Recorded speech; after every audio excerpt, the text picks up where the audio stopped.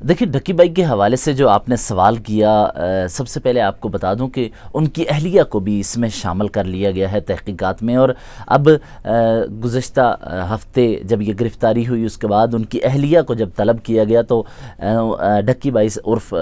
ڈکی by ان کا نام ہے، سعد الرحمان اصل نام ہے، ان کی اہلیہ 3 گھنٹے انکوائری بھگتنے کے بعد باہر آئیں، اور اس پیشی سے قبل ان کی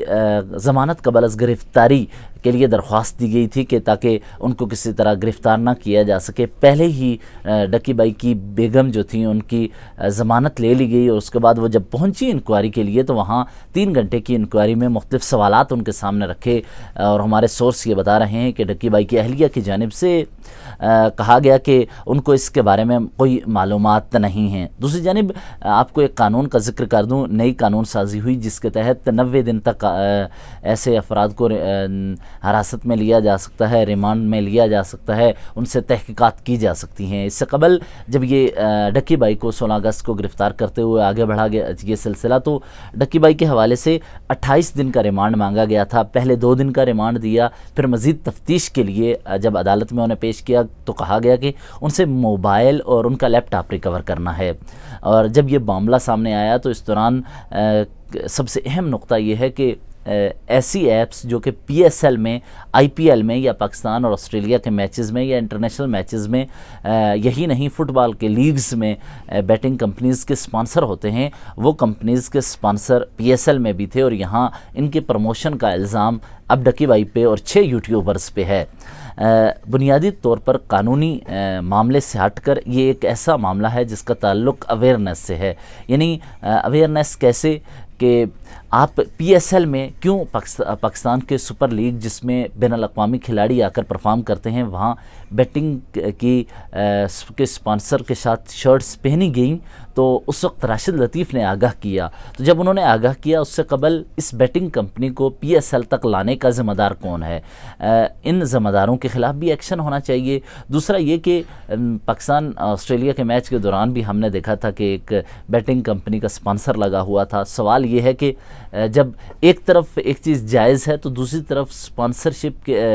کو لے کر جب کوئی پروموشن کا ذکر کرتے ہیں، اور کنٹینٹ کریئٹر اکثر و بیشتر اپنی انکم بڑھانے کے لیے بہت ساری کمپنیاں ان سے رابطہ کرتی ہیں، اور وہ مکمل معلومات حاصل نہیں کرتے، اس کی بنیاد پر وہ ویسے ہی اس پر کی پروموشن میں لگ جاتے ہیں، اور اس مرتبہ بھی یہی ہوا۔ اس سے یہ لگتا ہے کہ تمام یوٹیوبرز محتاط ہو جائیں، جیسا کہ اسلام آباد یا پورے ملک میں جو ہاؤسنگ سوسائٹیز ہیں وہ رجسٹرڈ نہیں ہوتی، اور یہ یوٹیوبرز ان رجسٹرڈ نہ ہونے والی ہاؤسنگ سوسائٹی کی پروموشن کرتے ہیں، تو یہ بیسیکلی ایک اس طرح کا کرائم یہ بھی ہے۔ تو آئندہ جو بھی کوئی بھی اشتہار میں کام کسی بھی یوٹیوبر انفلوئنسر نے کرنا ہو تو وہ سب سے پہلے اس کو دیکھے کہ اس ایپ، اس سوسائٹی، اس پروجیکٹ کی حیثیت کیا ہے، تاکہ آپ بھی یہ نہ ہو کہ مستقبل میں اس کا شکار ہو جائیں۔ اب ایک سوشل میڈیا پوسٹ میں وسیم اکرم کا بھی ذکر کیا جا رہا تھا۔ اب آتے ہیں ڈکی بائی کی طرف، تو ڈکی بائی کو پہلے 2 روزہ جسمانی ریمانڈ پر بھیجا گیا، پھر کہا گیا کہ mobile and laptop recover کرنا ہے، وہاں سے ان کی چیٹ اور لنکس کو اسٹیبلش کرنا ہے، اور جس ایک ایپ کا ذکر کیا جا رہا ہے، کہا یہ جا رہا ہے کہ ان کی رجسٹریشن کا عمل ڈکی بائی سے منسلک ہے۔ دوسری جانب ان کے وکلاء کی جانب سے ڈکی بائی کے وکلاء نے کہا ہے کہ یہ نیپال میں ایک شخص اس کے پیچھے ہے، اور ڈکی بائی محض ویڈیو کی حد تک پروموشن اور کوڈ کی حد تک تھے کہ آپ یہ ایپ استعمال کریں اور میرے نام سے یہ کوڈ ہے، اگر استعمال کریں گے تو آپ کو فائدہ ہوگا۔ اکثر و بیشتر آپ دیکھتے ہیں کہ بہت سارے شاپنگ مالز میں جب سیل لگتی ہے تو اکثر یوٹیوبرز کو استعمال کیا جاتا ہے کہ آپ اگر اپنا کوڈ شیئر کریں گے تو اس کی بنیاد پر آپ کی طرف سے آنے والے جو ہمارے گاہک ہوں گے انہیں ہم اتنا فائدہ دیں گے۔ تو یہ دنیا بھر میں ٹرینڈ چل رہا ہے۔ ایسے ہی ٹرینڈ میں نہ جانتے ہوئے یا جانتے ہوئے بھی اس طرح اس میں یہ شریک ہوئے ہیں، لیکن یہ پہلی مثال ہے کیونکہ اس سے قبل ایسی کوئی عدالتی نظیر نہیں ملتی۔ اور پیکا کے حوالے سے آپ کو بتا دوں جس کے تحت گرفتاری عمل میں لانے کے لیے چیزیں ہوئی ہیں، تو اس میں سب سے خطرناک یہ ہے کہ ہم پیکا کو پہلے ہی سمجھتے تھے کہ یہ آواز دبانے کے لیے قانون بنایا جا رہا ہے، ہم صحافی اس کے ہمیشہ سے خلاف رہے، اور جب عمران خان کا دور تھا اس کو لانے کے لیے مکمل کاوشیں ہوئیں تو اس وقت بھی یہ ہم نے کہا کہ پیکا نہیں ہونا چاہیے۔ اس کے علاوہ جب شہباز شریف کے دور میں ہوا اس پر بھی ہم نے اس کے خلاف کہا تھا، لیکن سائبر کرائم کے حوالے سے محتاط استعمال بہت ضروری ہے، لیکن ہمیں یہ بھی دیکھنا ہوگا کہ ایک طرف پی ایس ایل میں چیزیں پہنچ جاتی ہیں انٹرنیشنل میچز میں، اور آپ کو ایک مثال دیتا ہوں، فٹ بال ایک لیگ میں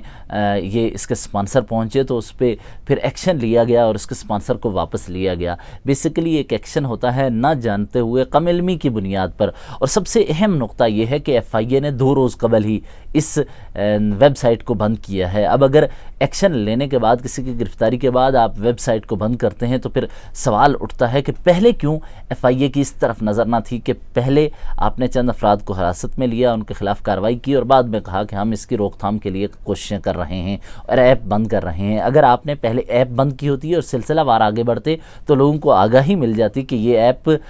بند کی ہوئی ہے، اس کا مطلب یہ ہے کہ یہاں کوئی خرابی ہے۔ ابھی بھی آپ ان ایپس پہ جائیں تو وہ اوپن ہو جاتی ہیں، یا پھر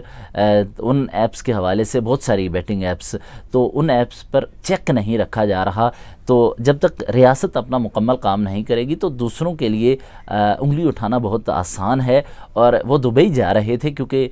ڈکی بھائی نے دبئی جانا تھا۔ اس سے قبل آپ کی آگاہی کے لیے ایک بات بتا دوں کہ یہ چائنا بھی دورے پر گئے تھے، اور چند دن قبل ہی وہ چائنا گئے تھے۔ اس کا مطلب ہے کہ اس فہرست میں جو سٹاپ لسٹ ہے، اس میں ان کا نام چند دن قبل ہی آیا ہے، اور جب ان کو سفر سے روکا گیا تو اس دوران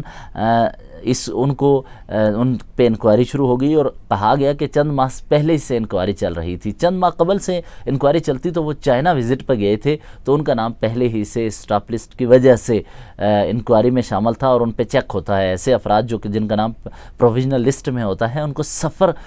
کرنے سے روکا جاتا ہے اور ان پر نظر رکھی جاتی ہے۔ اب دیکھتے ہیں کہ ان کی اہلیہ کو بھی اس میں شامل کیا ہے، اس کے نتائج کیا ہوں گے، لیکن چونکہ اس کیس میں زیادہ سے زیادہ سزا 7 سال ہے، اور اب دیکھنا ہوگا کہ کس قانونی حوالے کا سہارا لیتے ہوئے ڈکی بھائی کو ریلیف ملتی ہے، یہ بہت اہم ہوگا۔